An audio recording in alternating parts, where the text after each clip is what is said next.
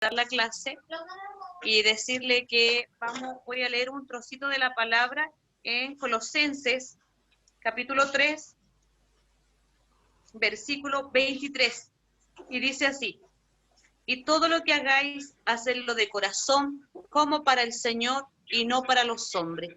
Por lo tanto, este curso que están tomando sea todo para que el día de mañana puedan sembrar la preciosa semilla y colocando en alto la palabra de Dios. Que Dios les bendiga en gran manera, siéntanse honrados y privilegiados de estar estudiando estos 4 años de teología, para que el día de mañana sean instrumentos en las manos de Dios y sea conforme la voluntad para con cada uno de nosotros. Que Dios les bendiga grandemente. Está siendo grabada la clase también para aquellos alumnos que no puedan conectarse y la puedan ver el día de mañana. Le doy el pase a nuestro hermano Andrés y que Dios les bendiga. Amén. Amén. Amén. Que el Señor nos bendiga. ¿Me confirma si se escucha bien para estar? Amén. ¿Y se ve también la pantalla? Ya tengo la súper bien. presentación. Ya. Amén. Bueno, antes de partir, teníamos ahí las palabras de nuestra pastora Marisol, pero siempre es bueno estar orando para que el Señor sea guiando y abriendo nuestro entendimiento. O sea, sabemos que todo aquello que podamos hacer, todo lo que podamos haber estudiado, es muy importante colocarlo delante de las manos del Señor para que Él sea el que nos vaya guiando en todo este proceso. Amén. Así que le voy a pedir a Daniela Ñanco, si ella nos puede estar guiando en esta oración para partir, y de ahí ya damos inicio con todo. Amén. Inclinamos nuestro rostro y oramos al Señor. Padre Celestial, bendito mi Dios, te damos gracias, Señor amado, nuevamente por este día que usted nos ha concedido, Señor amado. Gracias, Señor amado, por la vida y la salud, Señor amado, que usted nos da, bendito mi Dios. Señor, mi Dios, te agradecemos, Señor amado, por todo lo que tú haces por nosotros. Pero en esta hora, Señor amado, te queremos pedir que nos ayudes, Señor amado. Que aquí, Señor amado, estamos presentes los que queremos aprender más de usted, Señor amado. Los que queremos aprender más de tu palabra, Padre Celestial. Abra nuestra mente, nuestro entendimiento, danos inteligencia, Señor amado, y sabiduría, mi Dios, para aprender todo esto, bendito mi Dios. Utiliza a tu Hijo, Señor amado, que nos enseñará, mi Dios, más de ti, bendito mi Dios. Todo lo queremos dejar en tus manos en esta hora, Señor amado, en el nombre del Padre, del Hijo y del Espíritu Santo. Amén. Amén. Gloria a Dios, gloria a Dios. Gloria a Dios. Gracias, Dani. Que el Señor nos sea bendiciendo. Entonces, vamos a dar inicio. Como ven ahí en la portada aparece Vida y Obra de Pablo, libro del Instituto Ipechi. Este es su tercer libro, así que bendiciones a todos. Supe también que les fue muy bien en las pruebas, estuve mirando ahí las notas, así que un gran abrazo para todos. Veo que son un muy buen grupo de estudiantes. Amén.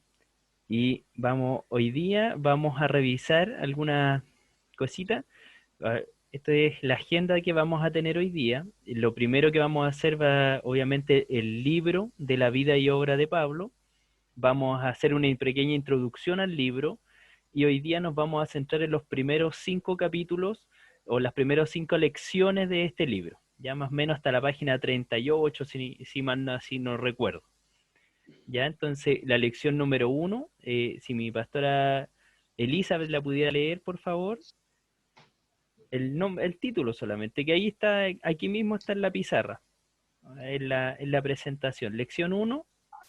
Dice, lugar de Pablo en la historia. Amén. Lugar de Pablo en la historia. Entonces ahí nos vamos a centrar más o menos desde este personaje del apóstol Pablo, cómo va a comenzar su recorrido desde un inicio en adelante. Mi hermano Luis Amestica, no sé si usted me puede leer, por favor, la lección número 2. Amén, mi hermano. Preparación inconsciente para su obra. Su preparación inconsciente. Aquí vamos a revisar todo lo que ocurrió en la vida de Pablo antes de que el Señor lo llamara a su encuentro, ¿ya? Entonces más o menos en eso se va a centrar ahí. Después tenemos su conversión, ¿cierto? Lección 4, su evangelio. Y por último la lección 5, que es la obra que aguardaba al obrero. Como dato, yo le voy a contar que yo soy profesor, por lo tanto estoy acostumbrado más o menos a esta dinámica, así que les voy a estar pidiendo ahí en ciertos minutos que ustedes me sean contestando, y vamos a ir dialogando, porque así es mucho más entretenido, y también porque así el aprendizaje nace de ustedes. Aquí lo importante es que nosotros vayamos generando este aprendizaje. No solamente aquí venimos a escuchar, venimos a generar y a aprender entre todos. Amén. Mi Amén. hermana que tiene el nombre ahí de UTP, ¿cuál es su nombre? Si me lo puede escribir en el chat o lo puede cambiar para poder también ir revisando.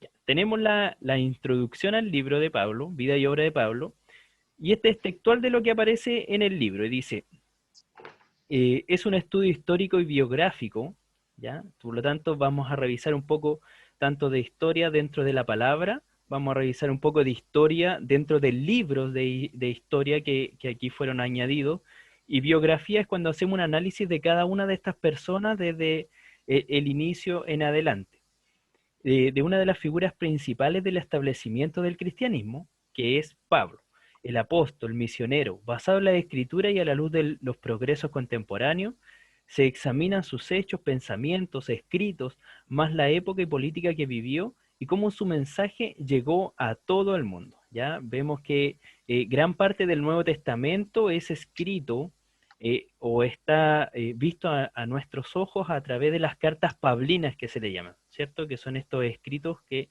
realizó el apóstol Pablo. Y ahora para partir vamos a realizar una pequeña actividad, ya espero que aquí los que nos podamos ir ayudando, y les voy a pedir que vayan a ingresar ahí a Mentimeter, es solamente, voy a colocarlo aquí en el chat también, ya.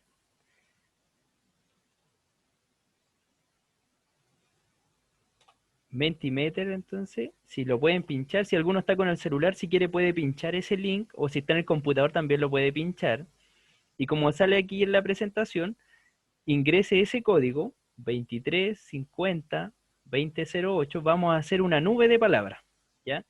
¿En qué se va a basar en esto? Vamos a describir a Pablo, ahora el apóstol Pablo. Entonces, vamos a ingresar este código, 2350-2008, ¿ya?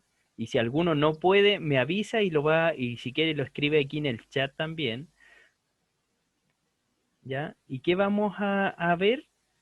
Vamos a ver esto. Describa al apóstol Pablo en una palabra. En realidad les dejé 3 palabras para que puedan escribir, pero ¿cómo lo describirían ustedes? ¿Qué palabras se les viene a ustedes a la mente cuando hablamos del apóstol Pablo? No sé, alguno podría decir el apóstol, el predicador. ¿Qué se les viene a ustedes a la mente? Y a medida que ustedes vayan anotando sus palabras, esta nube va a empezar a crecer acá en distintas formas con estas palabras. Entonces con el código 235028 colocamos votar y ahí ya vamos a poder añadir nuestras... Ahí sí, ahora puedo leer a mi hermana Esther Contreras.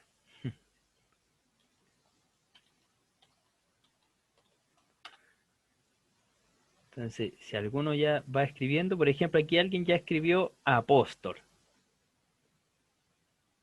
Les dejé ahí en el chat, entonces, triple Mentimeter y el código también para que puedan.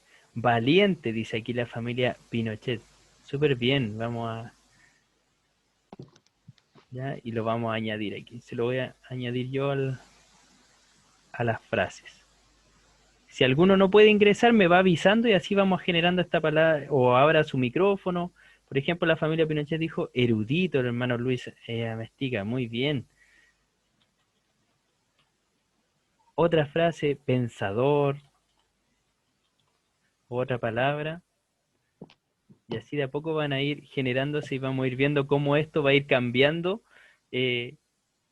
acá de a poco, con estas distintas frases que nosotros vamos a ir anotando.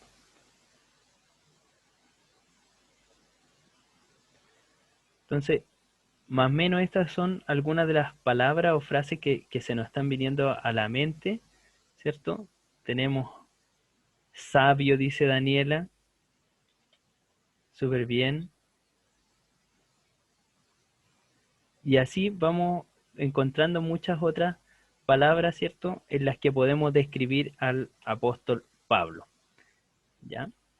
Entonces tenemos aquí ya varias cosas en las que nosotros podemos reflejar a este hombre en sabio, erudito, el apóstol, el predicador, ¿cierto? Y así muchas otras palabras que nosotros podríamos mencionar a través de la vida del apóstol Pablo. Y si bien, y ahí ya nos vamos introduciendo más ahora a la lección. Entonces ahora ya nos vamos a dar de lleno a la lección número 1, ¿ya? La lección número 1, que es lugar de Pablo en la historia. Lugar de Pablo en la historia. Tiene 3 divisiones, o 4, en realidad. La primera, que es el hombre necesitado por el tiempo. Así por lo menos aparece en el libro, ¿cierto? Y nosotros podemos ver que existen hombres cuya vida nos da la impresión que fueron enviadas expresamente para hacer una obra demandada para las exigencias del tiempo. ¿Ya? Así más o menos nos relata el libro. Entonces tenemos aquí, por ejemplo, ejemplos como Lutero, como Zwinglio, como Calvino, como Knox, que fueron hombres que fueron preparados en su minuto para el tiempo de la Reforma. Sabemos que ellos fueron los primeros reformadores que tuvieron un gran trabajo ahí en Escocia, en Inglaterra, ¿cierto? En todos estos países, en Alemania, en parte de Francia, ¿ya? Que fueron todos los que llevaron la reforma desde el papado que se estaba viviendo en ese tiempo al evangelio de la gracia. O sea, cuán importante fue el trabajo de estos primeros pioneros, de estos hombres, donde cuando nosotros empezamos a analizar esto, vemos que como que estos hombres, el Señor los preparó especialmente para ese tiempo. Como que en ese tiempo necesitaba esta clase de hombres, ¿cierto? Y los prepara y los envía. El apóstol Pablo también produce esa impresión, y yo creo que hoy día van a quedar con esa impresión, pero totalmente clara, que fue dado al cristianismo cuando éste se hallaba en los primeros momentos de su historia. O sea, Pablo, recuerden que empieza su ministerio, o empieza su trabajo, lo vamos a revisar más adelante, cuando el cristianismo empieza a dar sus primeros pasitos, ¿ya? Entonces, en un minuto, cuando esto empieza a nacer, necesita de un hombre de un conocimiento, necesita de un hombre de una respuesta fuerte, necesita de un hombre de una sabiduría o un intelecto superior al de ese tiempo. Si bien sabemos que el Espíritu Santo de Dios hace obra en todos lugares, también sabemos que el Evangelio tenía que llegar no solamente a una clase que anhelaba la fe y la espiritualidad, sino también tenía que llegar a una clase social de inteligencia y que anhelaba pensamientos superiores, como era en todo ese tiempo, por ejemplo, todo lo que era Atenas, todo lo que era Grecia. Recuérdense que estamos hablando del año 33 después de Cristo, más o menos aproximadamente, ¿cierto? Donde en ese tiempo el globo ocular o el Medio Oriente o el Mediterráneo estaba cargado por todo lo que era la cultura de Grecia, por todo lo que eran los dioses, la sabiduría. En ese tiempo nacen todos estos grandes pensadores, Sócrates, y todos estos pensadores que anhelaban mucho del conocimiento, ¿ya? Entonces, vemos que Pablo es una respuesta también a este tiempo en la fe y el cristianismo. El momento de Pablo en el escenario terrenal necesitaba en extremo a un hombre de extraordinarios dotes. Y aquí aparece este apóstol Pablo, elocuente, un hombre genio, un hombre sagaz, ávido en las palabras, ya docto, porque era un hombre instruido. No era porque a él se le ocurrió de repente, no, él trataba de que todo tuviera un porqué en las escrituras. Entonces, vemos cómo este hombre se va levantando en este tiempo. Entonces, un hombre necesitado por el tiempo. Vemos un tipo de carácter cristiano en él. El cristianismo tuvo en Pablo un tipo incomparable del carácter cristiano. ¿En qué sentía? ¿En qué sentido? Ya yacía o ya había nacido un modelo perfecto del carácter humano que estaba representado en Jesucristo, ¿cierto? Nosotros sabemos que el cristianismo tiene este nombre porque se basa en Cristo. Por eso nosotros somos cristianos, porque Cristo es nuestro centro y nosotros giramos alrededor de él. Así como nuestro sistema se llama sistema solar porque rotamos alrededor del sol, así se llama el cristianismo porque Cristo es nuestro centro. Cristo es el pilar fundamental, es la piedra, ¿cierto?, de todo esto. Y sabemos que en él ya hay un carácter incomparable. Pero al igual como nos pasa muchas veces a nosotros mismos, en ese tiempo también habían interrogantes pero él era el Mesías, ¿cierto? pero Él era Jesucristo. O sea, muchas veces nosotros mismos decimos, pero claro, Él no pecó, pero Él era Dios, ¿cierto? Y muchas veces colocamos esto incluso como una respuesta a nuestra vida. Entonces en ese tiempo también nacían estas interrogantes. Pero el cristianismo necesitaba demostrar lo que podía hacer la naturaleza humana imperfecta en las manos de un Dios perfecto. Y aquí aparece la vida de este hombre. Pablo lo sabía y lo expresa con modestia en 1 Timoteos 1:16, donde dice, por esto fui recibido a misericordia, para que Jesucristo mostrase en mí, el primero, toda su clemencia, para ejemplo de los que habían de creer en Él para vida eterna. O sea, Él dice, yo fui un ejemplo de la gracia y del amor de Dios hacia la vida del ser humano. ¿Cierto? Él se coloca aquí como un ejemplo de que Dios lo había mirado a misericordia. Y cuando vemos muchas veces todo lo escrito y toda la vida de Pablo, decimos, oye, pero este hombre era excepcional, ¿cierto? Viajó, predicó, hizo un montón de cosas, pero sobre su vida cargaba algo muy, muy duro, que él había sido perseguidor de la iglesia. Y eso era lo que a Pablo lo humillaba tanto delante del Señor, lo hacía sentir tan de que él había dado cosas contra este aguijón, que era el Señor. Entonces, su conversión conmocionó al mundo completo. Nació el deseo de expresar al mundo entero quién era el Cristo. Vemos que la vida de Pablo, por ejemplo, iba en un camino y cuando se aparece Jesucristo, su vida cambia totalmente. Y así también nosotros podemos recordar y llevar esta vivencia a nosotros. ¿Qué pasó cuando Cristo llegó a nuestro encuentro? ¿Qué ocurrió en nuestras vidas? ¿Seguimos siendo igual o nuestra vida cambió? Esto le ocurrió a Pablo. Entonces, cuando empezamos a analizarlo de esta manera, empezamos a ver ya un Pablo más cercano, un personaje más similar a nosotros, ¿cierto? Si bien a lo mejor nosotros no perseguíamos a la iglesia, pero apoyábamos a la iglesia, éramos parte del cuerpo de Cristo. ¿Qué ocurría en nuestra vida antes de esto? El verdadero lema de su vida sería su propia frase, y ya no vivo yo, sino que Cristo vive en mí. Esas eran las frases que representaban a este Pablo, ¿cierto? Después de su conversión. Vemos estas frases, por ejemplo, en Gálatas 2:20, donde él dice, ya no vivo yo, sino que Cristo vive en mí. Al comprender que el poder del Espíritu Santo es el que genera un hombre sin lugar a duda excepcional en un referente cristiano primeramente. Podemos ver que este hombre ya era un hombre docto, ya era un hombre que se movía en una esfera de países y de concilio, de distintas cosas a gran escala. Pero cuando llega el Espíritu Santo a la vida de Pablo, todo cambia. Y aún este hombre se vuelve una figura totalmente excepcional que hoy día está enmarcado como uno de los grandes mártires y una de las grandes figuras de fe que nosotros podemos conocer y estudiar. Como ver en la obra de arte diseñada por el creador, así tenemos a Pablo en su minuto. Así como, no sé si a ustedes les ocurre, pero muchas veces en las mañanas me levanto y cuando veo la cordillera y el sol saliendo, digo, aquí está la mano de un Dios creador y poderoso.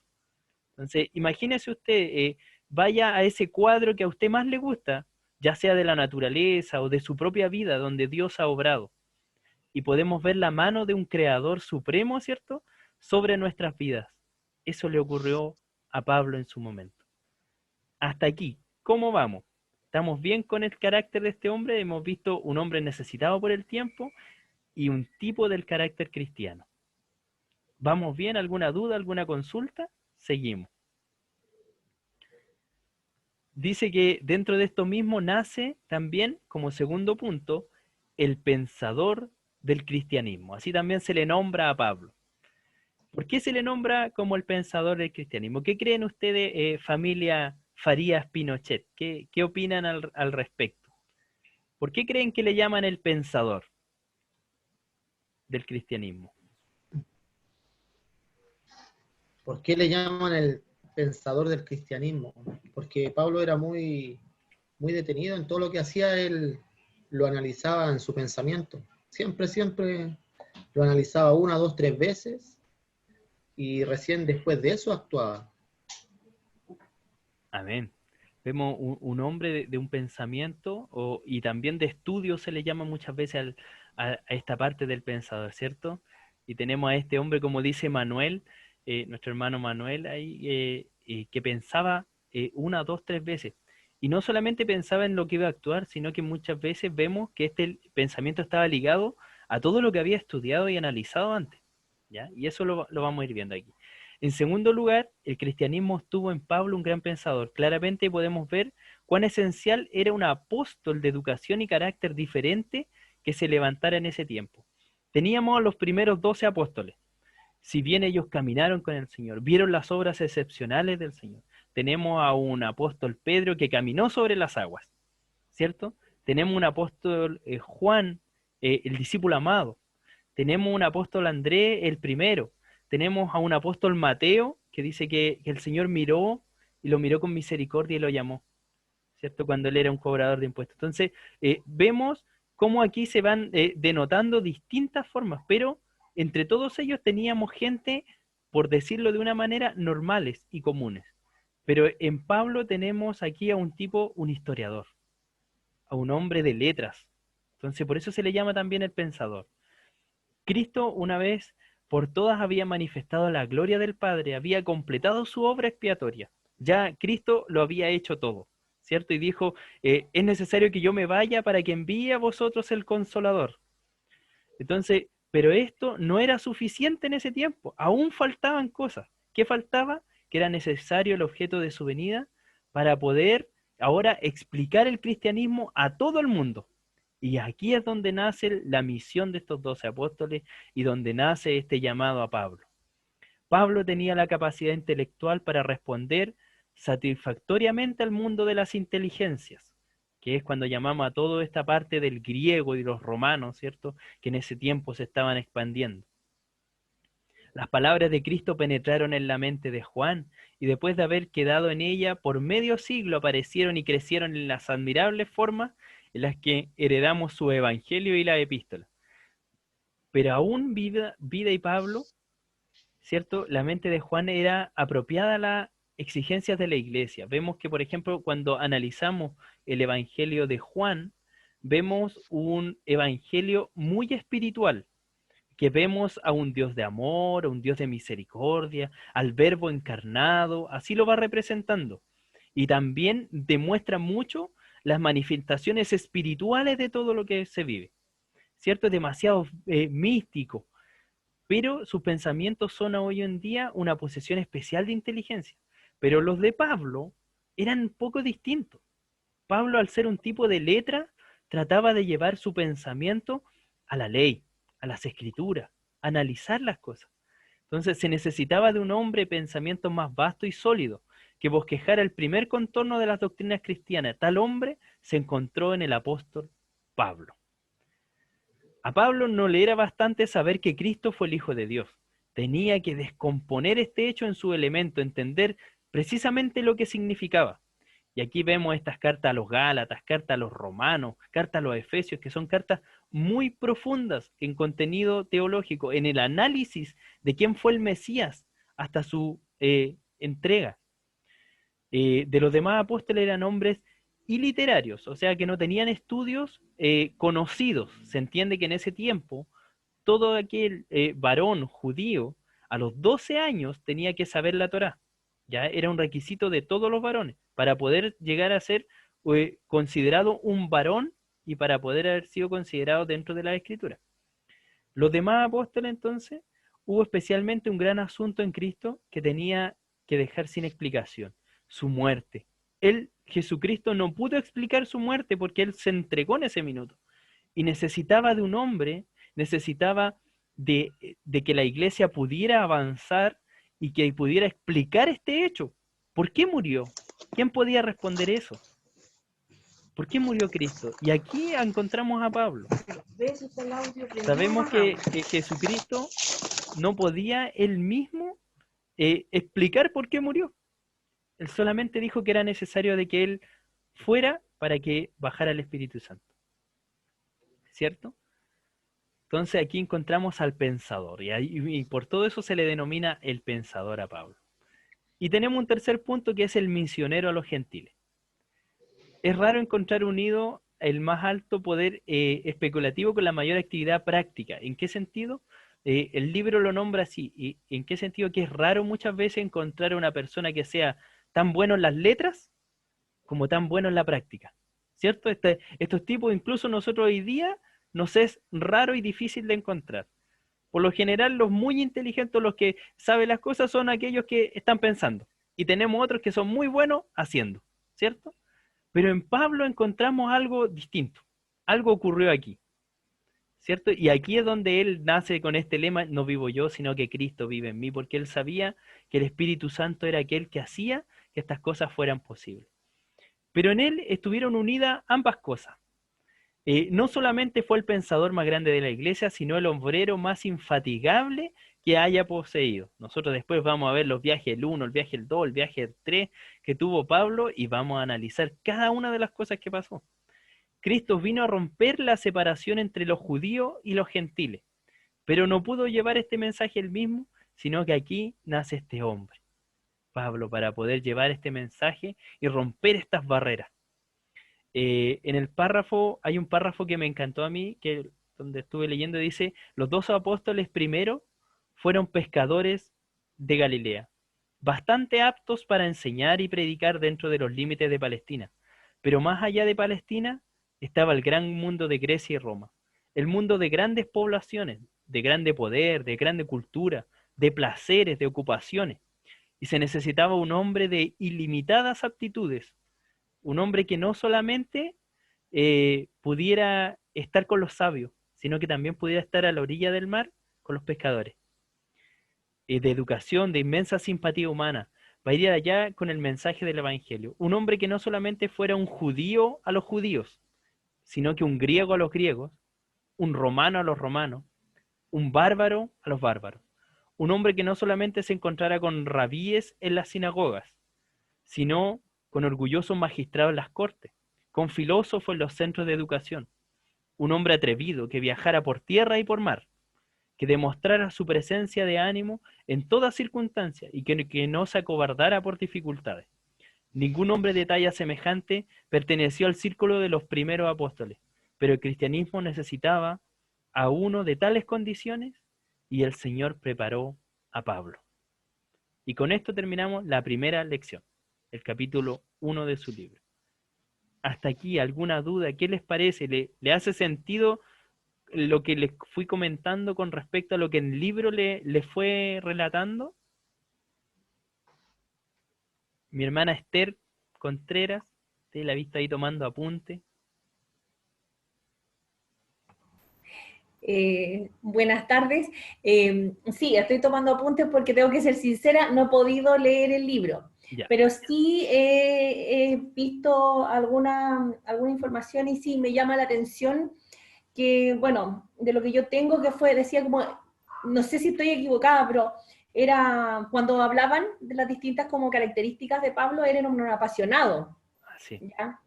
Apasionado, erudito, como se decía, tenía muchas capacidades, y por eso siento que también fue elegido como el representante para el pueblo no judío. Es decir, Claro. como decía, los apóstoles abarcaron cierto territorio, pero después había que salir a mostrar y a juntar más seguidores de Jesús. Y él Amén. fue el que tuvo esa labor. Así es. que yo voy tomando los apuntes porque yo después sí tengo que leerlo, porque Sí, ahí tengo por que buscar supuesto. otra información. Así que, pero eso es lo que podría aportar el hermano Ignacio. Súper bien. Muchas gracias, mi hermana.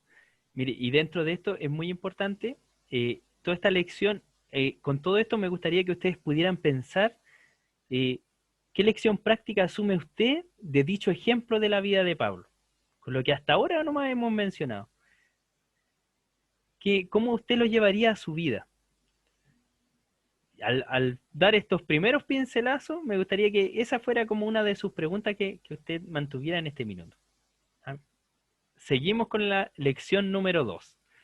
Lección número 2, su preparación inconsciente para su obra. Y cuando hablamos de inconsciente, llevamos a que él se preparó sin saber que se estaba preparando. ¿ya? Es como decir, estaba aprendiendo, pero no sabía el por qué, a dónde el Señor lo iba a llevar al final, sino que estaba aquí aprendiendo del Señor. Dice, tenemos dentro de esto varios tópicos, son 6, tenemos fecha y lugar de su nacimiento, su hogar, su educación, su desarrollo moral y religioso, el estado de la iglesia cristiana y después el perseguidor. ¿Ya? Entonces vamos a ir pasando por cada uno de estos etapas. Fecha y lugar de nacimiento. Se denomina que él era Saulo de Tarso, ¿cierto? Por lo tanto, podemos inferir inmediatamente que él nació en Tarso, ¿cierto? O creer que él venía de Tarso, pero no es así. Ahí fue donde se crió, ¿ya? Aquí lo vamos a ver. Las personas cuya conversión ha tenido lugar en una edad adulta suelen ser retrospectivamente hacia el periodo de su vida anterior a su conversión. ¿Qué significa esto? Cuando el Señor llama a alguien, cuando ya vivió una vida, estas personas siempre hacen un análisis, ¿cierto?, de su vida y muchas veces miran con tristeza y vergüenza cómo fue su vida antes de Cristo a su vida después de Cristo, ¿cierto? Pero no conocen los propósitos de Dios, que son más profundos. Y si usted fue uno de aquellos llamados cuando ya estaba en una edad adulta, esto le va a hacer mucho sentido. Cuando en el año 33, por ejemplo, después de Cristo, los que apedrearon a Esteban pusieron sus capas a los pies de Pablo, que dice que era un joven. Y esto aparece ahí textual en un capítulo de Hechos. Al término, en verdad, en el origen griego es muy amplio cuando hablamos de joven, ¿ya? Y puede indicar una edad comprendida entre los 20 y los 30 años, ¿ya? Entonces, más o menos, aquí para que vayan anotando, año 33 después de Cristo, Pablo se denominaba joven, por lo tanto, podía tener entre 20 y 30 años, más o menos. En el año 62 después de Cristo, se hallaba en la prisión, en Roma. Aquí ya han pasado 30 años, esperando una sentencia de muerte por la vida que él vivió. Entonces, la misma causa por la que Esteban había sufrido, ahora lo tenía a él en la cárcel. Cuando escribía en sus últimas epístolas, la epístola de Filemón, que fue uno de los últimos escritos de Pablo, se llamaba a él mismo el anciano, ¿ya? Y el término también se especula que una persona que se denomina anciana es más o menos de 60 años hacia arriba. Así se le consolida en el griego. Por lo tanto, se considera que él era de una edad similar a Jesucristo, ¿ya? Más o menos que en el año 30 después de Cristo él podría haber tenido como 30 años, en el año 60 más o menos alrededor de 60 años. Entonces, más o menos se especula que tenía casi la misma edad de Cristo. Entonces, esto también nos ayuda a situarnos ahí en la vida de este hombre. Por lo tanto, se considera de una edad similar a la de Cristo. El lugar de su nacimiento fue Tarso, capital de la provincia de Cilicia, al sudeste del Asia Menor. Estaba a unas cuantas millas de la costa, en medio de un llano fértil, o sea, de una planicie donde se podía sembrar grandemente. Y situado sobre 2 orillas del río Cidno, dentro de la ciudad sus orillas estaban cubiertas de muelles donde se reunían muchas mercancías y muchos países. Entonces, él nació en Tarso, ¿cierto? Donde era una ciudad pesquera, era un centro comercial pesquero, Tarso. En Tarso habían un sinfín de cosas, y aquí las vamos a ir viendo. Por ejemplo, era mercancía de muchos países, ya que Tarso era una provincia que estaba en el mar Mediterráneo. Y aquí, ¿dónde tengo yo tengo una imagen de esto? Ahí está. En el mar Mediterráneo, aquí está Tarso, lo coloqué con un circulito ahí medio rojo. Entonces, si se fijan, Tarso es una ciudad que está en una de las puntas del mar Mediterráneo, que también, como se ve hacia arriba de Tarso, dice Asia Menor, ¿cierto? Por lo tanto, todo el comercio que venía de Asia, los chinitos, ¿ya? O los mongoles de ese tiempo y todo ello, venía y también llegaban a Tarso. Entonces, era un centro neurálgico donde se conectaba todo lo que era el comercio de las maderas, de las distintas especies. Entonces, él nació en un centro donde, se hablaban muchas lenguas, se conocían muchas culturas, y todo esto fue enriqueciendo a Pablo en toda su vida, ¿ya? El número de variedad de habitantes crecía aún más por el hecho de que Tarso no solamente fue un centro de comercio, sino que también fue el asiento de la instrucción, o sea, un centro de sabiduría de aquel entonces. Era una de las 3 principales ciudades universitarias. En ese tiempo teníamos a Atenas, Alejandría, y se denomina que Tarso era la 3ª gran ciudad de los pensamientos, ¿ya? De aquella época. Entonces, aquí nace este hombre. Su hogar, Pablo se llamaba a sí mismo hebreo de hebreos, ¿cierto? Y eso lo podemos ver en Filipenses 3:5. Él se denominaba hebreo de hebreos, nombre que parecía pertenecer únicamente a los judíos de Palestina y a los que continuaban una conexión muy íntima con ella. Tal espíritu fue imbuido en él que, aunque no pudo menos que recibir impresiones innumerables de experiencias en la ciudad donde nació, ¿ya? Porque obviamente nosotros estamos cargados del lugar donde vivimos y donde nacemos y donde crecimos, ¿ya? La tierra y la ciudad de su corazón eran Palestina y Jerusalén, ¿ya? Al denominarse hebreo de hebreos. Los héroes de su imaginación, para cualquier griego de ese tiempo, podría haber sido Hércules, Aquiles, ¿cierto? Zeus, pero para él sus héroes eran Abraham, José, David, Moisés, Elías, porque él se consideraba de un linaje especial.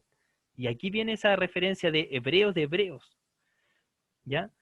Nos menciona el hermano Pablo, cuyo hijo es nombrado también en Hechos, a la hermana de Pablo. O sea, Pablo también tenía una hermana, ¿ya? Se denomina, y esto aparece en Hechos 23:16. Me llamó la atención, yo lo fui a buscar inmediatamente y dice que vino un muchacho, hijo de su hermana, por lo tanto ahí tenía un sobrino también, ¿ya? Y se relata, no dice el nombre, pero dice que era la hermana de Pablo. Tarso era un centro de culto a Baal.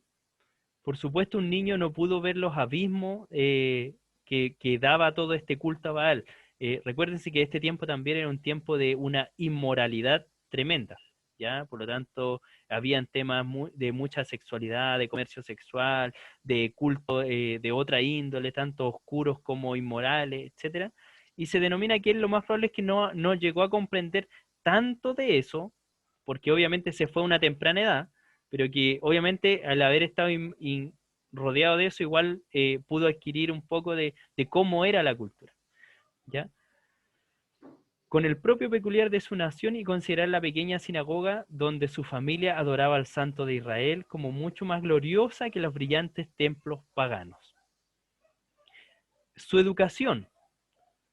Su padre tenía una ventaja que darle a Pablo. Una de sus ventajas era especialmente útil para el comercio, en que aunque él era judío, hebreo de hebreos, porque tenía la nacionalidad y todo, era también un ciudadano romano.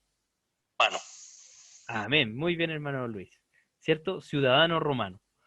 Y eso lo relata en Hechos 16:37, Hechos 21:39, Hechos 22:15, y así lo relata en muchos. De hecho, la primera vez que estuvo preso, que después lo vamos a ver, Pablo pide carta, porque él era un ciudadano romano. Y de hecho, cuando lo apresan en Jerusalén y lo iban a matar, él dice, oye, yo soy ciudadano romano, y como que ahí paró un poco la cosa. Entonces, vamos a ver que esta ciudadanía también le va a ayudar mucho. Entonces ya tenemos que era hebreo, tenemos que era romano. Le damos un derecho de protección porque Roma en ese tiempo, el Imperio Romano era el que abarcaba todo el Medio Oriente, todo el mar Mediterráneo, por lo tanto, el decir que era un ciudadano romano le da un cierto estatus.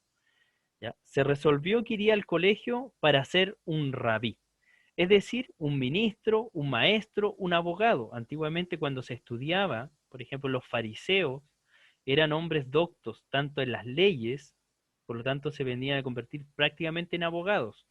Eran rabís porque eran maestros, o sea, enseñaban de las escrituras, ¿ya? También se consideraban que eran ministros, o sea, los fariseos y todos aquellos que estaban dentro de ese círculo, eran hombres de gran influencia política dentro del pueblo de Israel, ¿ya? Entonces, cuando se estudiaba para rabí, se tenían todas estas consideraciones.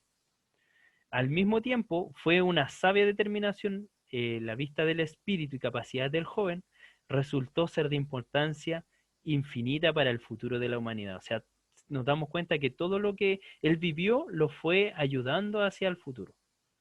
el oficio a que se dedicó era uno de los más comunes en Tarso. También aprendió un oficio, la fabricación de tiendas de pelo de cabra. Y esto lo relata Hechos 18:3. Y de hecho, y más adelante dice que él vendía, ¿cierto?, tela de tienda, y con esto fue también suministrando mucho de sus viajes. Tejido por los cuales se había hecho célebre el distrito, estamos hablando de Tarso, poco pensaron él y su padre cuando comenzó a manejar el desagradable material. Cuán importante iba a ser su oficio años después. Era costumbre entre los judíos, y esto es una muy buena práctica para todos los que sean papá y mamá, aprendamos esto de los judíos. Dice, una muy buena práctica, todo joven, cualquiera fuera su profesión que iba a seguir, debía aprender algún oficio como recurso en tiempo de necesidad. ¿Ya? Por eso Jesús era el carpintero. ¿Ya? En este caso Pablo aprendió el comercio y aprendió la parte de las tiendas de su padre. Y esto es indudablemente una muy buena forma que nosotros también tenemos para nuestro futuro. O sea, muchas veces no nos resulta, no trabajamos lo que estudiamos, pero si tenemos un oficio, podemos llevar el pan a la mesa. Y eso, cuán importante es en todos los tiempos. El hecho de consignar 2 o 3 citas de los poetas griegos, ya en la vida de Pablo, se cree que él también aprendió un poco de la parte de los griegos, que a lo mejor en algún minuto pudo haber estudiado. Pero por otra parte, dice que su educación rabínica, ya que partía a los 13 años y después se extendía más o menos hasta los 20 años, por lo tanto ahí como que hay una discrepancia. No se sabe si es que él estudió en Grecia, estudió en Tarso, o si solamente fue a Israel, fue a Jerusalén y estudió con Gamaliel. Ya eso se desconoce. Lo único que se sabe es que en algunas partes él cita algunos versos y textos griegos cuando está en algunos lugares con griego. ¿Ya? Su educación rabínica, o sea, su educación del rabí, la encuentra a los pies de, y aquí me gustaría que escuchar a alguno de ustedes, ¿de quién fue instruido este hombre? A los pies de, muy nombrado, Gamaliel. Gamaliel. Súper bien, hermana Emma. A los pies de Gamaliel. Su conocimiento del Antiguo Testamento en este colegio para la educación de los rabíes judíos estaba en Jerusalén. Por lo tanto, él se movió de Tarso a Jerusalén, si vemos acá el mapa, y más o menos se especula que esto fue a los 13 años de edad. ¿Ya? Entonces, ven que un joven se mueve desde Tarso, pasa por Antioquía, Damasco, a Jerusalén, y allá estudió, en este caso, con Gamaliel. Y allí fue enviado Pablo cerca de los 13 años de edad. El curso de instrucción que un rabí tenía que sostener era prolongado y peculiar. ¿Ya? Consistía enteramente en el estudio de la Escritura y de los comentarios de los sabios y maestros acerca de ella. ¿Qué significa esto? Los que estudiaban en ese tiempo para ser rabí, estudiaban la Torá, ¿ya? O la Septuaginta también, que era como el traspaso de todo este estudio a la lengua que ellos tenían en ese minuto actualmente, ¿ya? Entonces era el estudio de toda la ley de Moisés, de todo el Éxodo, Levítico, ¿cierto? De todo el culto mesiánico, ¿ya? O las leyes de Moisés también que se le denominan, tenía que estudiar todo eso. Pero adicionalmente, cada erudito tenía sus propios escritos. Recuerden que en ese tiempo se llamaban escribas también, porque transcribían esto, por decir algo. Había un papiro del año 1500 antes de Cristo. Y ese papiro lo fue, y hubo un hombre que lo transcribió, y después hubo otro que lo transcribió. Entonces ellos, por eso cada uno tenía sus propios escritos. En ese tiempo no estaba la imprenta aún, así que por lo tanto, el que quería conocer de esas cosas tenía que leerla y volver a reescribirla. ¿Ya? Entonces, todo su estudio de la escritura y de los comentarios de los sabios, porque muchos de ellos decían, esto fue citado acá y también hace mención a tal parte. ¿Ya? También estudiaban los salmos, estudiaban los proverbios. ¿Ya? Y así muchas cosas. Recuerden que Jesús también tuvo parte de este estudio, y cuando él nombra a Isaías, podemos también aprender que los rabí también hacían el estudio de todos los profetas, tanto menores como mayores. ¿Ya? El maestro acerca de ella. relevantes cualidades de su inteligencia de Pablo que fueron conspiguas en su vida anterior, su maravillosa memoria, ¿ya? La perspicacia de su lógica, la superabundancia de sus ideas, ¿ya? Y la manera original de recurrir a cualquier asunto se desplegaron por primera vez en esta escuela, ¿cierto? Con Gamaliel. Su educación como rabí le permitía hablar en las sinagogas.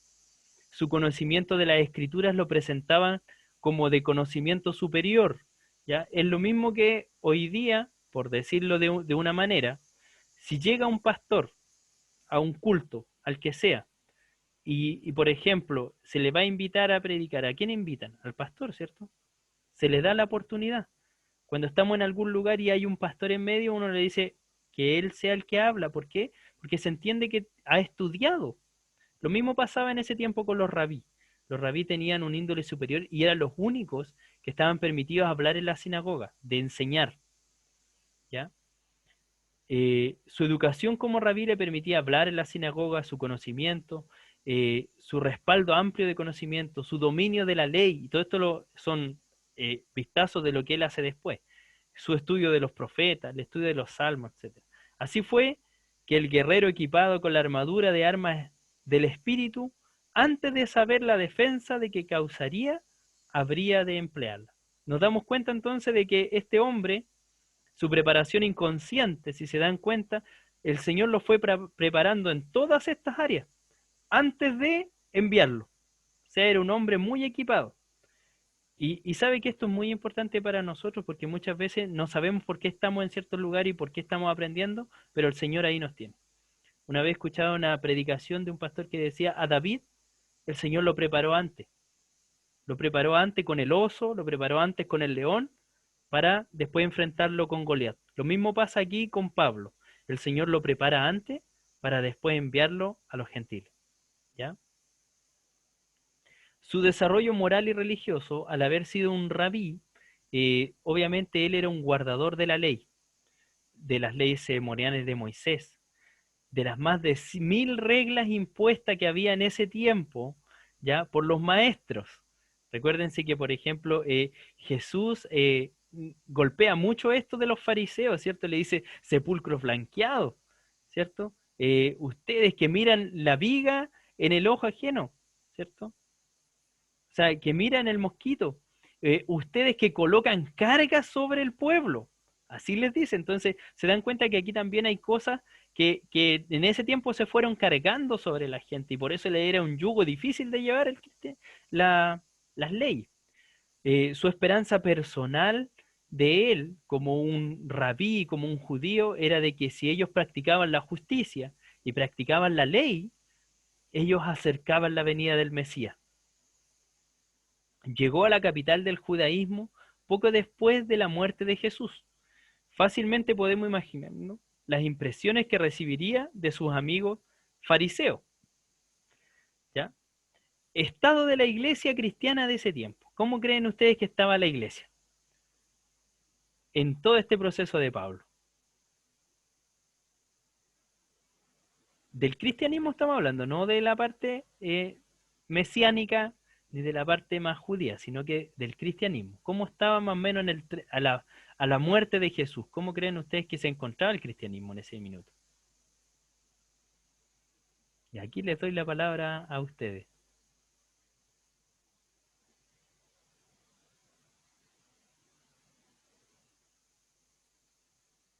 ¿No? Murió Jesús y estábamos a 2 o 3 años. ¿Cómo creen que estaba el cristianismo? Elías vio que ahí se desbloqueó. Sí, o sea, por lo poco que he estado leyendo es que se desarrollaba muy tranquilamente en Jerusalén, Súper bien. por lo que lo habían oído predicar sobre el Pentecostés y eso. Amén. Muchas gracias, Elías. Entonces, vemos que Jesucristo hacía, ¿no es cierto? Y el cristianismo está dando sus primeros pasos.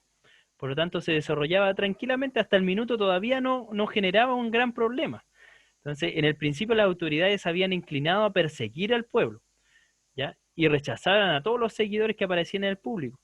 Pero cambiaron su opinión actuando bajo el consejo de Gamaliel. Y recuerden que Gamaliel fue el que instruyó a Pablo. Este erudito dijo, ¿saben qué? Déjenlos tranquilos. O sea, al final esto va a desaparecer. Así como déjenlos que sigan con sus cuentos, y al final esto en algún minuto va a decaer. Eso era como el apoyo de Gamaliel, ¿cierto? Pero esto duró poco tiempo. Pero cambiaron su opinión actuando bajo el consejo de Gamaliel y resolvieron despreciarlo, creyendo que parecía así que lo dejaban solo. Pero el reposo de esto había de durar no mucho, y las escenas de paz pronto fueron invadidas con el terror y la matanza. El cristianismo no podía tener tal descanso, porque hay en él una fuerza conquistadora del mundo. Un ejemplo claro de esto lo encontramos en Esteban, ¿cierto? Cuando usted ve que una persona muere por causa de algo, usted dice, esto es cierto. ¿Sí o no? Si nosotros vemos que una persona se deja apiedrar, se deja golpear, y sigue hablando de este hombre que lo ve en las alturas, ¿qué dice usted? No, o es loco o está diciendo la verdad, ¿cierto? Entonces, así empezó a ocurrir en este tiempo. Y vemos que también a los pies de Saulo en ese tiempo dejan las vestimentas y empiezan a apiedrar a Esteban. La confusa mezcla de manto y variedades de clase antes vista ante el mártir, las rodillas en el momento de morir y orando así, Señor, no les imputes tal pecado, fueron una de las últimas palabras de este Esteban. Y aquí también vemos a Pablo el perseguidor, ¿cierto? Se nos denota inmediatamente aquí a quién ponen, sobre quién colocan los mantos antes de empezar a piedrarlo. Su celo en esta ocasión puso a Pablo prominentemente bajo el conocimiento de las autoridades. Es probable que procurara tener un asiento en el concilio para pedir carta y poder ir detrás de estos blasfemos, así lo llamaba Pablo, donde pronto después lo encontramos dando su voto contra los cristianos. Terribles fueron estas escenas donde vemos también de que él pide carta y que él es uno de los precursores del perseguimiento a los cristianos. Empieza en Jerusalén, lo rodea y sigue buscando y empieza a tener también seguidores y empieza a levantar toda esta carrera en busca de todas estas personas que estaban diciendo mentiras, porque para él eran blasfemos. O sea, ¿cómo alguien podía igualarse a Dios? ¿Cómo alguien podía ser igual a Cristo? Y esa era su imagen. Entonces, este hombre merecía la muerte. Aquellos que hablaran de tal forma merecían morir. Ese era su pensamiento y podemos ver aquí también a lo mejor todas estas dificultades que va teniendo Pablo. Recuerden que, mire, Gamaliel fue uno de los que le enseñó. Y Gamaliel creía que los dejaran tranquilos a los cristianos. Por otra parte tenemos a Pablo, el aprendiz, que ya era un maestro, que era un rabí, y que estaba persiguiendo a los cristianos. Entonces, siempre igual en la mente están las palabras del maestro, ¿cierto? De aquel que nos enseñó. Entonces, lo más probable es que Pablo igual en su minuto haya dicho, pero este hombre, ¿por qué quería morir? Pero estos hombres, ¿por qué si los vamos a buscar, los encarcelamos, los golpeamos, los matamos? Y más encima, no hacen nada contra nosotros. Todas esas cosas, lo más probable es que hayan estado ahí en la lucha de la mente de Pablo. Y pasamos a la lección número 3. Su conversión.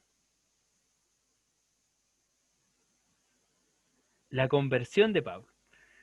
Tenemos su conversión, la severidad de su persecución, dando coces contra el aguijón, su visión de Cristo, los efectos de su conversión sobre su pensamiento.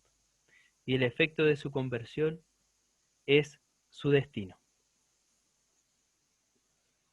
Aquí me gustaría escucharlo a ustedes. ¿Qué creen que ocurre con este hombre?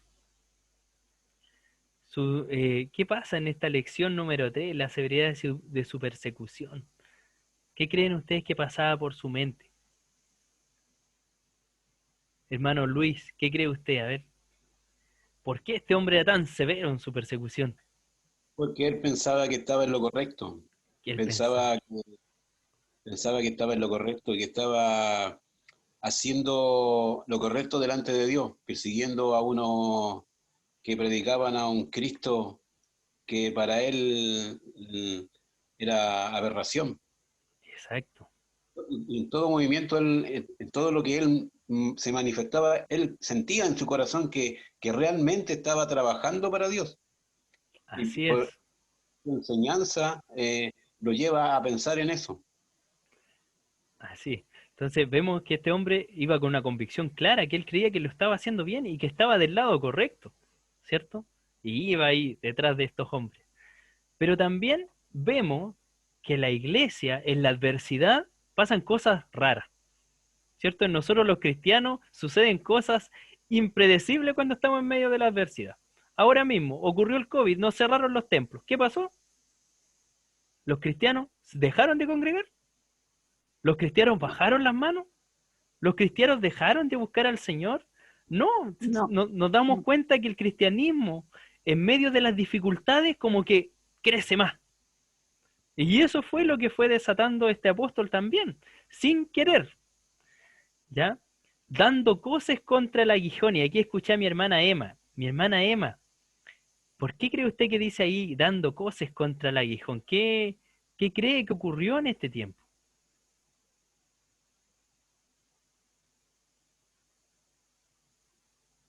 Tiene el micrófono en silencio. No sé si estará hablando la hermana Emma.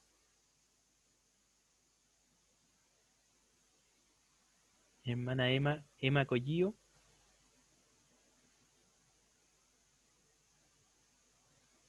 ¿No?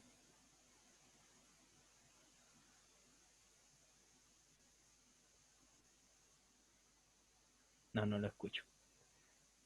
Ya. ¿Alguien que quiera participar entonces dando coces contra el aguijón? ¿Qué se les viene a ustedes a la mente? Bueno, nosotros hemos escuchado, lo más probable, muchos de ustedes están en estas predicaciones, ¿cierto? Donde se lee esto de Hechos. ¿Qué se nos viene a la mente cuando dice dando coces contra el aguijón? Aquí dejo la palabra abierta, el que quiera.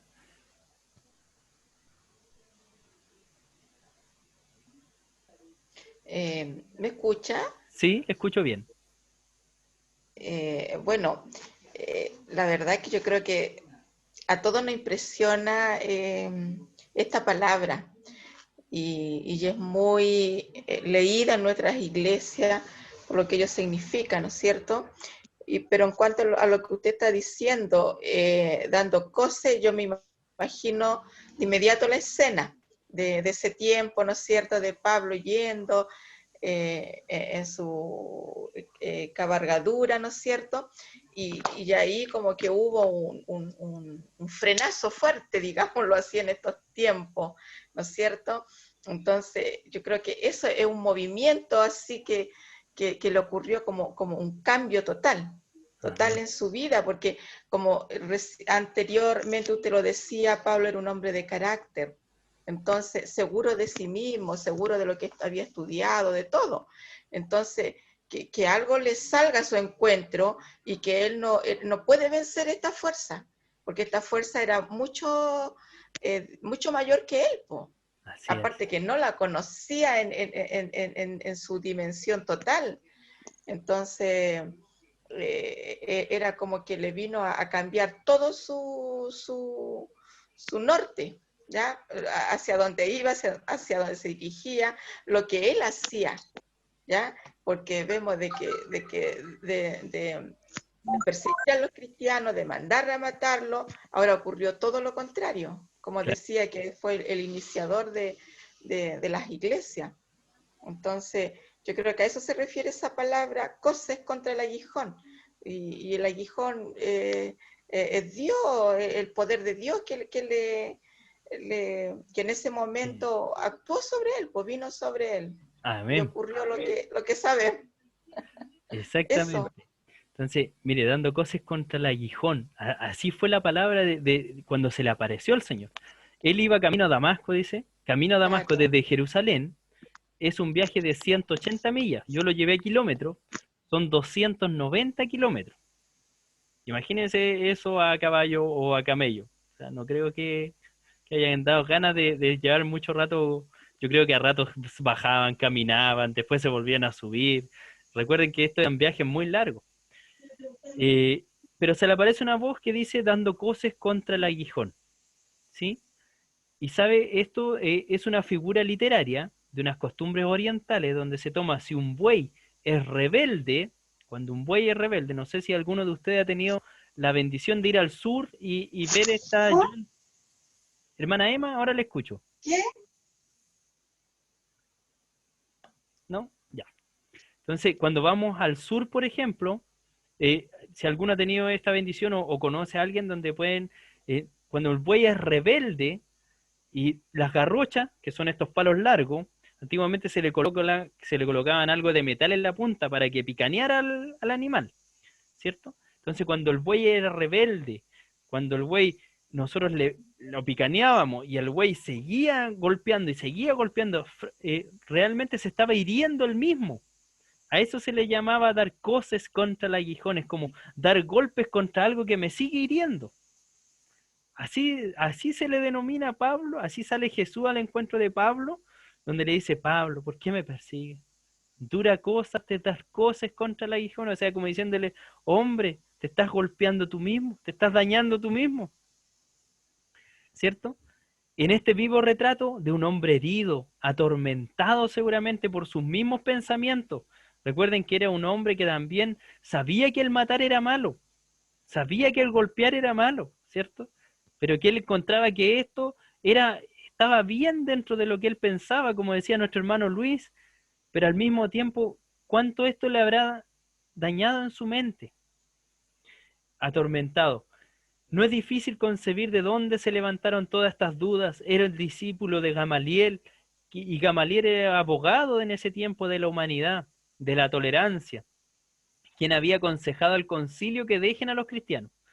Él había oído una noble defensa de Esteban, había visto brillar su rostro como el de un ángel en la cámara del consejo, le había visto arrodillarse en el campo de la ejecución, orar por sus asesinos. ¿Cómo creen que todas estas cosas a lo mejor vinieron a la mente de Pablo en ese minuto? ¿Cierto? Sin duda el curso de sus persecuciones habían sido testigos de otras escenas parecidas. Y todo esto aparece en este plano. Vemos también su visión de Cristo. Su visión de Cristo, la noticia de la venida de Saulo había llegado a Damasco antes que llegara Saulo a Damasco. Imagínense cómo estaban los cristianos, mi hermano. Si usted sabe que va a ir hoy día a Santa Ana, por ejemplo, una persona a buscar a todos los cristianos y los va a sacar y los va a azotar y los va a meter presos, ¿cómo estarían ustedes en sus hogares? ¿Cómo estarían allá en Renca? ¿Cómo estarían en Huechuraba, en la Florida, en donde quiera que estemos? ¿Cómo estaríamos nosotros? ¿Cierto? En buen chileno estaríamos así, a dos manos, preocupados, ¿cierto?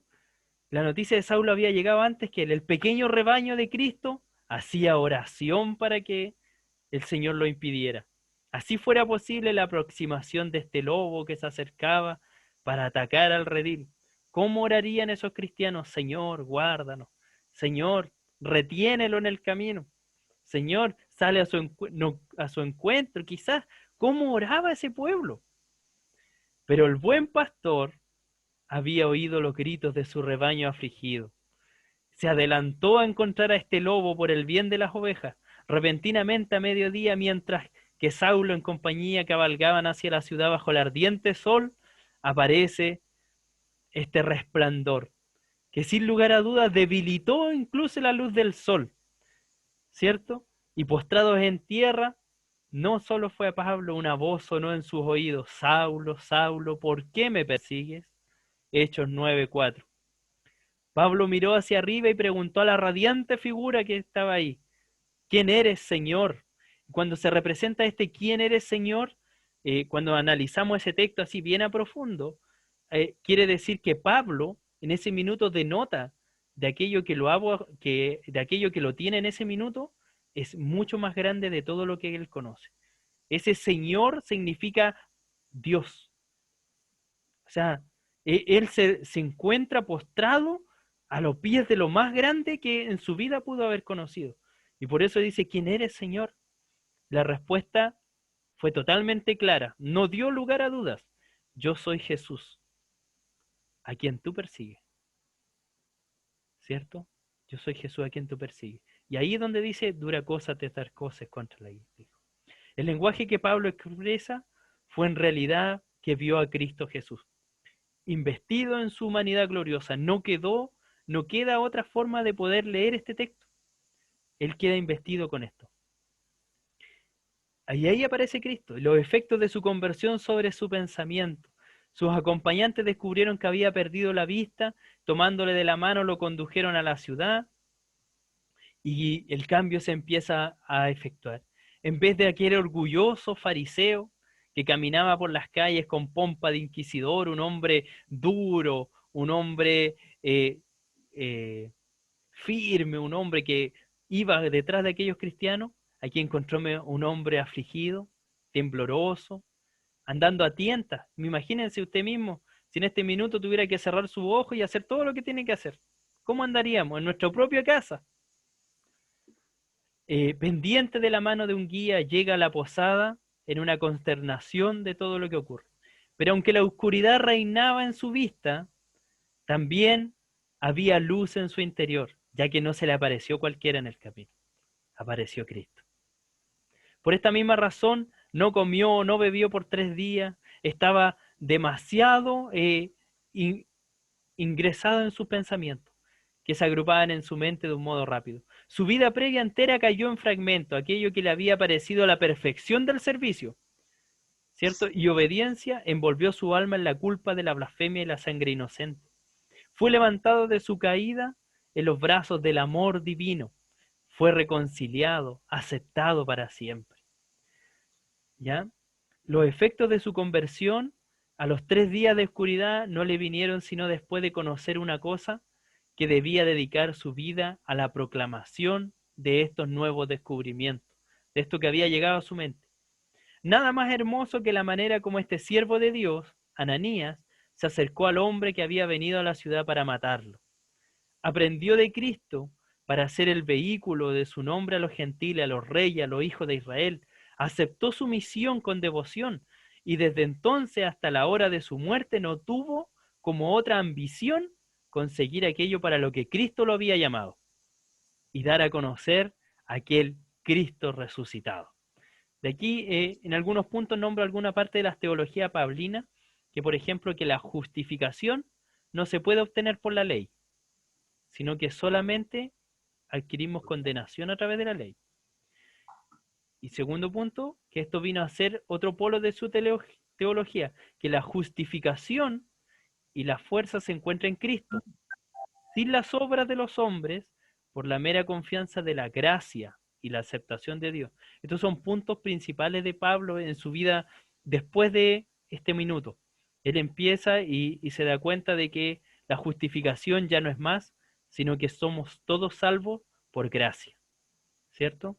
Y que la ley ya no es algo que podamos cumplir, sino que la ley solamente nos denota cuán caídos estamos de la presencia del Señor.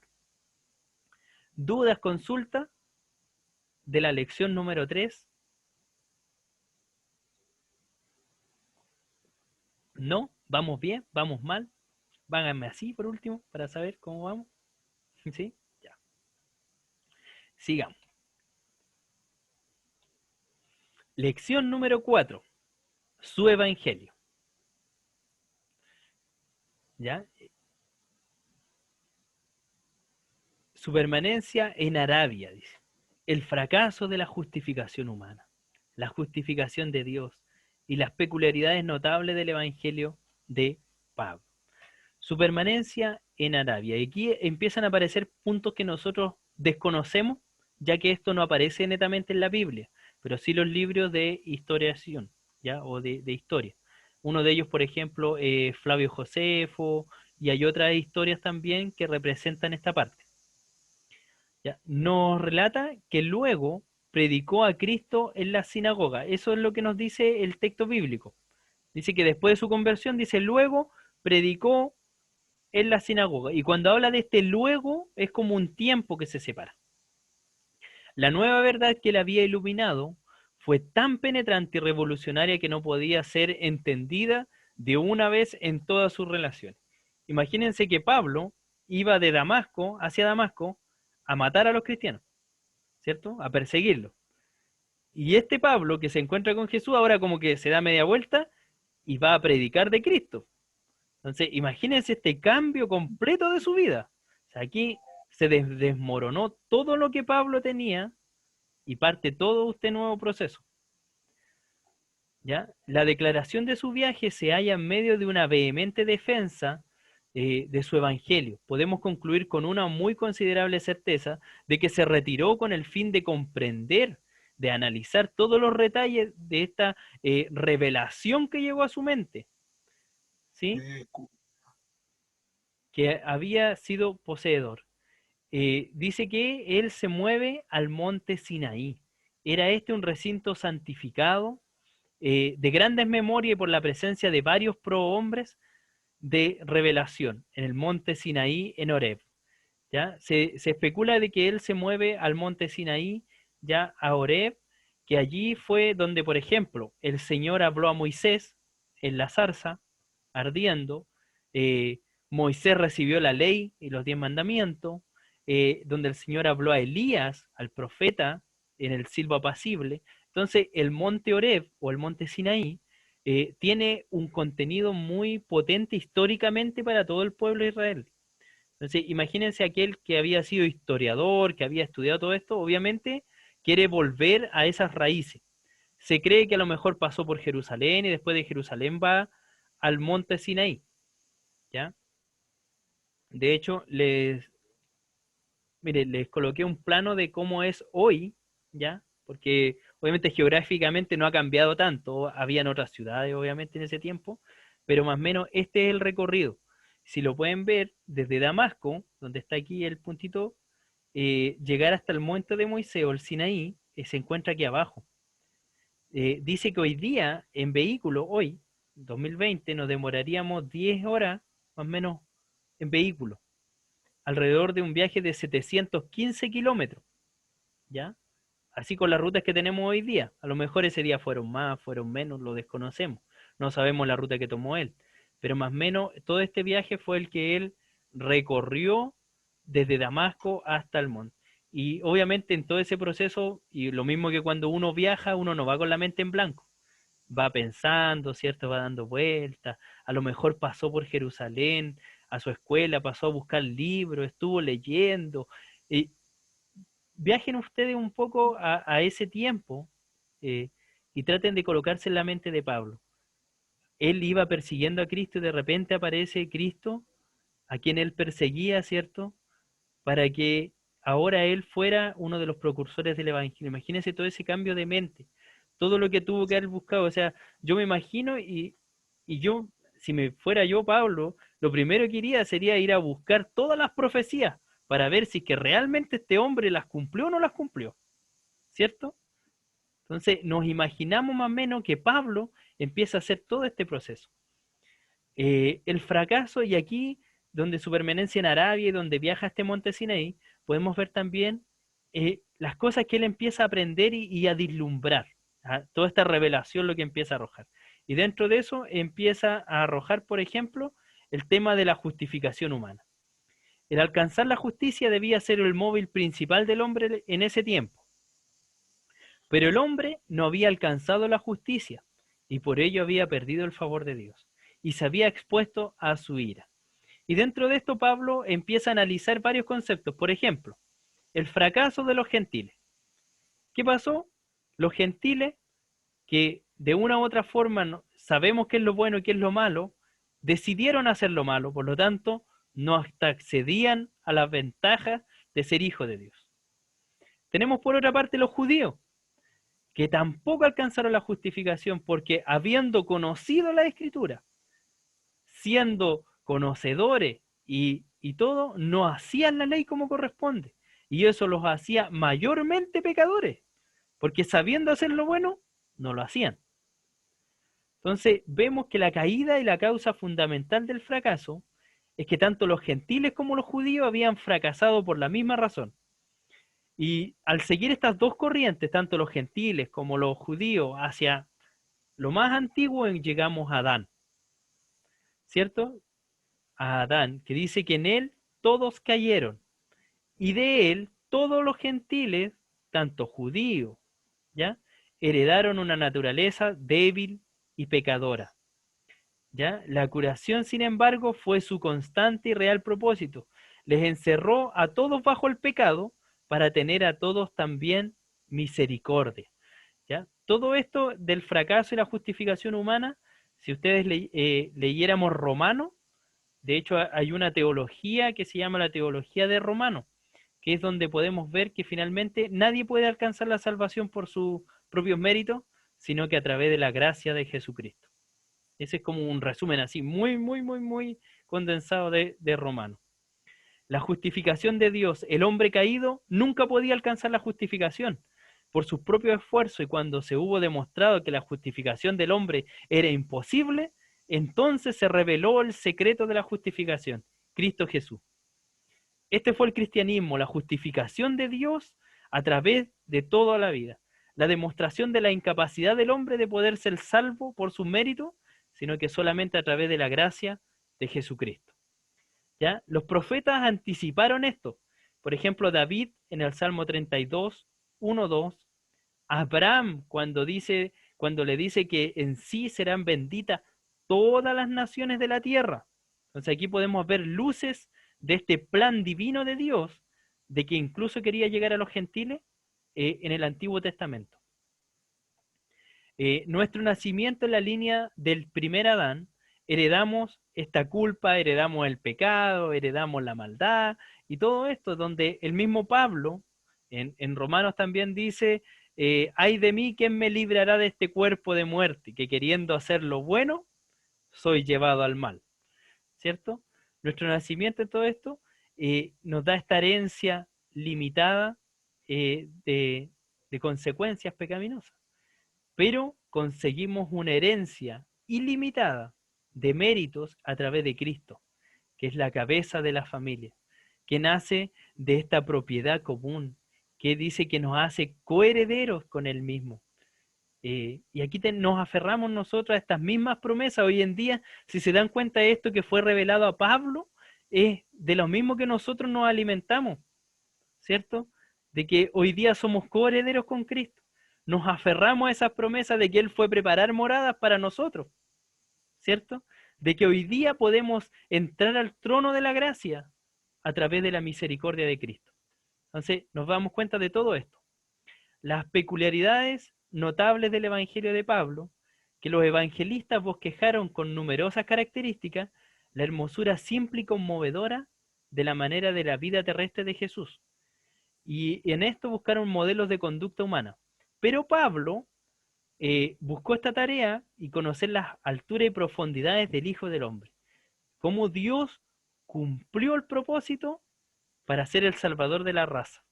Se dan cuenta que entonces todo este periodo de aislamiento de Pablo, él lo utilizó para buscar en todo el Antiguo Testamento, en toda la Torá, en todos los libros de los profetas, seguramente todas estas profecías y cosas que fueron cumplidas en el Maestro, exhaustivamente. Por ejemplo, Pablo es aquel que menciona el hecho de Jonás, del pez. Pablo es aquel que menciona gran parte de Isaías 53. Pablo es el que menciona que Jesucristo, en él se cumplen las profecías, ¿cierto? Cuando la iglesia de Cristo piensa en su cabeza como libertador del alma, del pecado, de la muerte, eso es lo que viene a demostrar este hombre en su conversión y en el Evangelio de Pablo. Hasta aquí, ¿cómo vamos? ¿Qué les parece? Vamos bien. Hermano Luis, ¿está acorde más o menos a lo que usted leyó, todo lo que hemos dicho? Sí, mi hermano Ignacio. A ver. Y lo único que lo que conversamos antes que iniciáramos el estudio era de lo que la Biblia dice y los libros de historia dicen. Por decir, cuando él se ausenta y va a Arabia, la Biblia nos hace como un bosquejo, pero claro, hay libros históricos que dicen que para dónde va, y lo mismo que decía usted, el que quiso saber realmente quién era este señor que se le apareció el camino de Damasco, si era realmente lo que decían las profecías, porque aparte del estudio que él tenía, también el Señor lo tenía que preparar, porque estaba preparado humanamente, pero el Señor tenía que prepararlo espiritualmente al trabajo que le iba a encomendar. Así es, ¿cierto? Esto es muy importante. Y aquí hice un dibujito que más o menos explica nuestra vida. Porque nosotros, acuérdense que nacimos en Adán, por decirlo de una manera, ¿cierto? Con nuestra naturaleza carnal, nuestra naturaleza normal de hombre, de mujer, ¿cierto? Pero aparece la cruz de Cristo y venimos a tener esta naturaleza justificada. ¿Justificada a través de quién? A través de Jesucristo por medio de la cruz, ¿ya? Y todo esto también lo relata Pablo. O sea, él logra discernir todo esto, que a través de la cruz finalmente es consumada la salvación del hombre y podemos alcanzar estos méritos de la salvación a través de la gracia. Y nos queda el último capítulo del día de hoy, que es la lección, la obra que aguardaba al obrero. ¿Ya? La obra que aguardaba al obrero. Y esta tiene 3 subtemas. El primero de ellos es 8 años de inactividad comparativa en Tarso, ¿ya? Pablo descubriendo por Bernabé y llevado a Antioquía, y ahí comienza su obra, y el mundo conocido en aquel periodo, ¿ya? Entonces, vamos a partir primero con estos 8 años de inactividad comparativa en Tarso. Pablo dice, debió esperar alrededor de 7 a 8 años. Como decía nuestro hermano Luis, y algo muy importante, no solamente necesitaba, ya sabemos que Pablo era inteligente, que era docto, que era rabí, ¿cierto? Que era romano, que era griego, que era hebreo, que lo más probable es que él haya sido bilingüe, o sea, que tenía más de un lenguaje también, que tenía libros, que había hecho escritos. Ya sabemos toda esa parte intelectual, ¿cierto? Pero también entendemos que para todo este proceso y para todo lo que le tocaba vivir, lo que vamos a ver en la próxima clase, tenía que tener un trabajo espiritual también. Tenía que haber estado preparado. Tenía que haber sido un hombre lleno del Espíritu Santo. Y vamos a ver cómo esto se representa en muchas de las cosas que vive este hombre después. Entonces, Pablo debió esperar entre 7 a 8 años. Comenzó a interiorizarse mayormente después de la visión de Pedro en Jope, donde se incluyó a Cornelio a la familia. Recuerden que, si alguno no recuerda este texto, es cuando a Cornelio dice que baja un lienzo, ¿cierto? Y una voz le dice, no digas que es impuro lo que yo he limpiado. Y esto hacía referencia a que Cornelio, que era un hombre gentil, podía alcanzar la gracia de Dios, ¿cierto? Y después va Pedro y el Espíritu Santo desciende sobre la vida de Cornelio, ¿ya? Entonces, esa es la visión de Jope, ¿ya? No es de extrañarse, pues, cómo hubiera podido los judíos permitir que este hombre, que últimamente había sido el adalid principal, predicara la fe, cuya destrucción le había sido enviada. O sea, imagínese usted mismo, ¿qué nos ocurre a nosotros siquiera cuando llega alguien a nuestros templos, ¿cierto? Que nosotros conocemos que es malo, ¿cierto? Que ahí, que no sé, pues era asaltante, por decir algo. Y llega ahí, nosotros lo miramos así como, ya, ¿en qué minutos tira la mano? ¿Sí o no? Imagínense cómo los mismos cristianos de ese tiempo miraban a Pablo. Decían, ¿en qué minuto este va a llegar aquí con todos los romanos y nos va a llevar a todos? O sea, era obvio su desconfianza, y todo este periodo el Señor tuvo que ir preparando tanto a Pablo como al pueblo, ¿cierto? Para que también dicen que incluso el mismo Pedro, Bernabé, tenía su cierto recelo y fue uno de los primeros que tuvo que convencer a los otros, porque Pedro era anciano de los 12. Entonces era uno de los que, por decir algo, abogó por Pablo para que vieran la conversión que había hecho Cristo en su vida, ¿ya? Entonces aquí vemos después Pablo descubierto por Bernabé y llevado a Antioquía. Un gran avivamiento brotó entre los gentiles en la ciudad de Antioquía, capital de Siria. Bernabé superó los temores y sus sospechas de Pablo.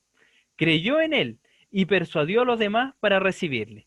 Pablo se entregó a la obra de evangelizar a los gentiles con el entusiasmo de una gran naturaleza que al fin se encuentra en su propia forma de ser. Había llegado y se entregó a la obra de evangelizar a los gentiles con el entusiasmo de una gran naturaleza. Los discípulos llegaron a ser tan numerosos y prominentes que los paganos le dieron un nuevo nombre. Y aquí es donde empieza este nombre, cristianos, ¿ya? Entonces, de esta explosión del Espíritu Santo, donde nace aquí en Antioquía, es que se empieza a denominar a todos cristianos. ¿Y por qué se le denomina cristiano? Porque tenían como principal objeto de su fe y su creencia Cristo. Y de ahí viene cristianos, ¿ya? Desde entonces ha continuado siendo el título de su fe en Cristo. Y Antioquía es una ciudad de 500.000 de habitantes en ese tiempo.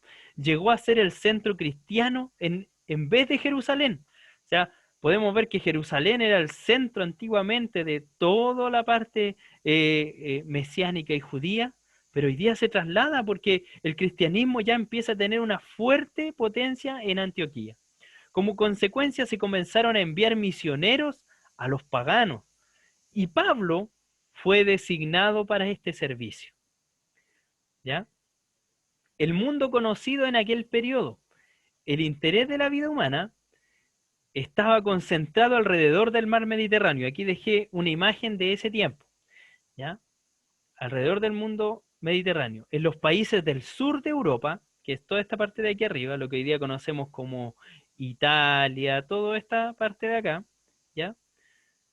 En porción occidental de Asia y el norte de África. Acá tenemos Asia, que es todo lo que está hacia el lado derecho, ¿ya? Y en la parte inferior aquí todo esto es lo que es hoy día el norte de África, donde está Egipto, ¿ya? Entonces Marruecos, toda esa parte está por acá, ¿ya? Entonces tenemos el sur de Europa, Asia y el norte de África. O sea, todo se concentraba a orillas del mar Mediterráneo, que era el centro comercial más grande. En ese tiempo este era el centro del mundo, ¿ya? Por decirlo de una manera. En este pequeño mundo hubo 3 ciudades que se dividieron entre sí los intereses de aquella época. Estas fueron Roma, ¿ya? Atenas, de lo griego, y Jerusalén. Eran como las 3 grandes potencias. Las capitales de las 3 razas, la romana, la griega, la judaica. Cada una había dejado señales interprecederas de su presencia.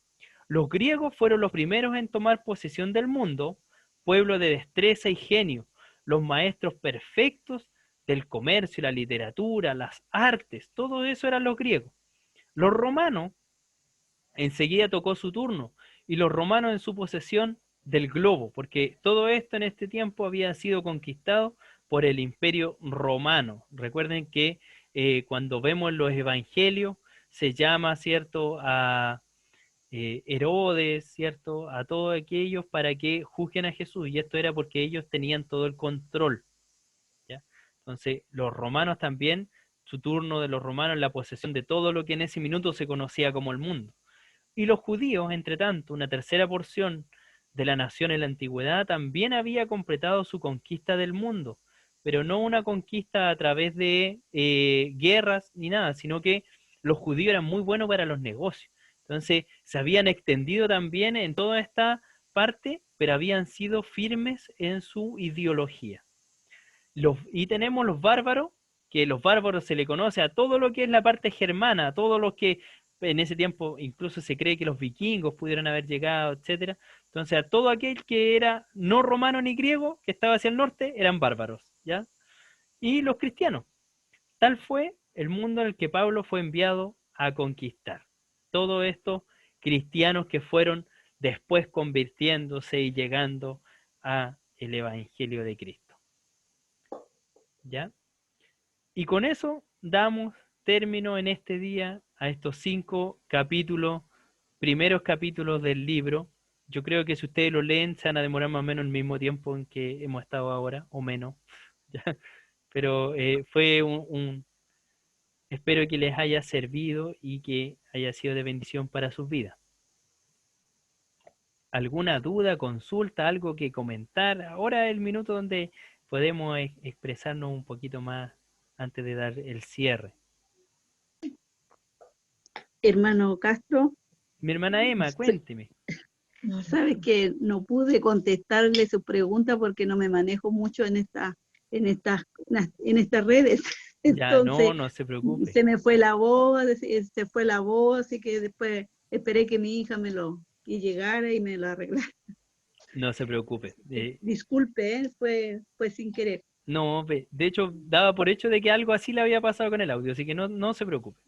Pasé a tocar un botoncito y quedé nula. ¿Qué le pareció la clase de hoy, hermana Emma? Hermosa, muy hermosa. Ya, ¿le Muy sirvió? hermosa. Sí, esta clase no va a ser, lo va a servir mucho porque es de mucha enseñanza y de mucha valentía, porque vemos que en el Evangelio hay que tener valentía, hay que Amén. tener decisión para poder seguir adelante, porque pase lo que pase, seguir adelante. Como dice esta lectura, como fue Pablo, después de ser perseguidor, pasó a ser perseguido. Así es. Y bueno, hoy en día también a lo mejor no tenemos esta misma persecución, pero muchas veces nos perseguimos nosotros mismos, con nuestras cosas, con nuestros pensamientos, con nuestro actuar. Y el Señor nos ayude para seguir adelante y seguir aprendiendo. Y hermosa lectura, mi hermano Castro. Muchas gracias. Gracias, Señor le hermana bendiga. Amén. Señor le bendiga. ¿Alguien más quisiera Lo comentar? felicito. No, todo sea gracias al Señor nomás. ¿Alguien más quisiera comentar? ¿Qué le pareció la clase? ¿Cómo estamos?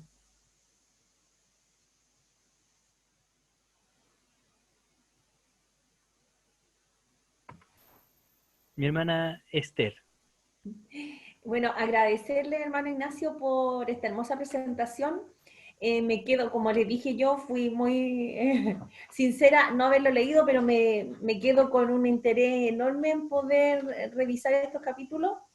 Pero gracias por su dedicación, por su tiempo y porque muchas veces nos tomamos solamente de lo que de la Biblia, pero mezclar lo que aparece en la Biblia y llevarlo también a la historia, ya en qué situación se encontraba en ese tiempo, es realmente apasionante poder a lo mejor rescatar algo de ahí porque es mucha información, pero muy, muy interesante y se agradece su trabajo, hermano Ignacio. Amén. Muchas Muchas gracias, mi hermano. El Señor le bendiga.